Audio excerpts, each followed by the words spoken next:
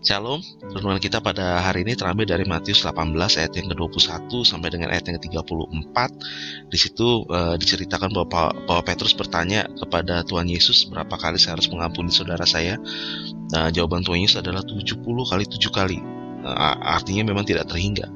Dan Tuhan Yesus mengajarkan satu perumpamaan kepada murid-muridnya tentang seorang raja yang mengampuni hamba yang berhutang cukup besar kepadanya. Nah, di sini kita bisa belajar sesuatu, setidaknya nilai yang saya dapat pada hari ini. Yang pertama, standar kita untuk mengampuni itu tinggi. Standarnya adalah kalau Bapa di surga mengampuni saya, maka saya pun harus melakukan hal yang sama. Ini standarnya. Apa yang telah Tuhan kerjakan, maka kita pun harus mengerjakannya juga untuk orang lain di dalam kehidupan kita. Standarnya jadi cukup tinggi, standarnya standar Tuhan. Jadi kalau andai kata Tuhan tidak jemu-jemu mengampuni kita, maka kita pun juga harus tidak jemu-jemu untuk mengampuni orang lain. Sulit, oke, memang tidak mudah, tetapi kita harus bersandar kepada Tuhan supaya kita bisa melakukan hal yang ini. Saya teringat suatu kisah yang saya baca kemarin, ketika ada seorang yang berdialog dengan Tuhan dan mengatakan, Tuhan, saya akan mengampuni orang ini, tetapi saya tidak akan pernah mau bicara lagi dengannya seumur hidup saya. Lalu tiba-tiba Tuhan berkata kepada dia, oke, bagaimana kalau andai kata saya melakukan hal yang sama? Saya akan mengampuni kesalahanmu, tapi saya menolak untuk bicara dengan engkau seumur hidupmu. Bagaimana kalau andai kata Tuhan melakukan itu dalam kehidupan kita?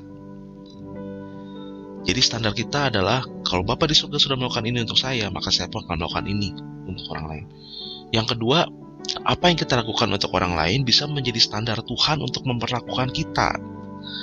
Dan itulah yang raja itu kerjakan ketika si hamba menolak untuk menghapus hutang orang yang berhutang kepadanya.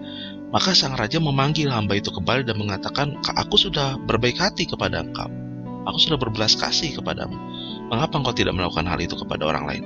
Maka pada saat ini hutangmu kembali dan aku akan menagih itu kepadamu. Lihat bagaimana apa yang kita lakukan untuk orang lain itu bisa dipakai oleh Tuhan dan memperlakukan kita seperti cara kita memperlakukan orang lain. Jadi hati-hati di dalam ketika kita menjadi saksi dimanapun kita berada. Yang ketiga, ini yang uniknya adalah si hamba mungkin berpikir ketika dia diampuni hutangnya oleh raja, dan ketika dia tidak mau mengampuni hutang orang yang berhutang kepada, ini ada dua kasus yang berbeda. Dan mungkin banyak orang berpikir seperti itu loh. Ya ini kan lain soal dong. Oke lah, dia bos mengampuni saya, tapi ketika saya dengan orang lain, ini kan dua hal yang benar-benar berbeda.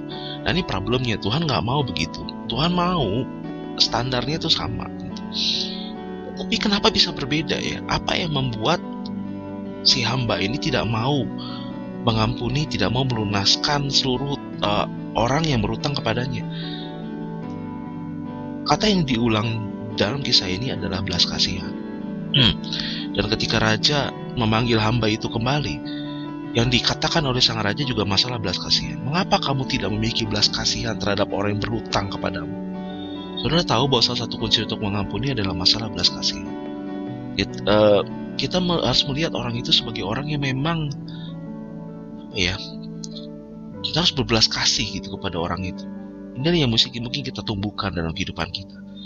Kita harus memiliki hati yang murah hati, kita harus memiliki hati yang penuh dengan belas kasihan, sehingga kita menjadi orang yang mudah untuk mengampuni. Demikian renungan pada hari ini. Tuhan Yesus memberkati.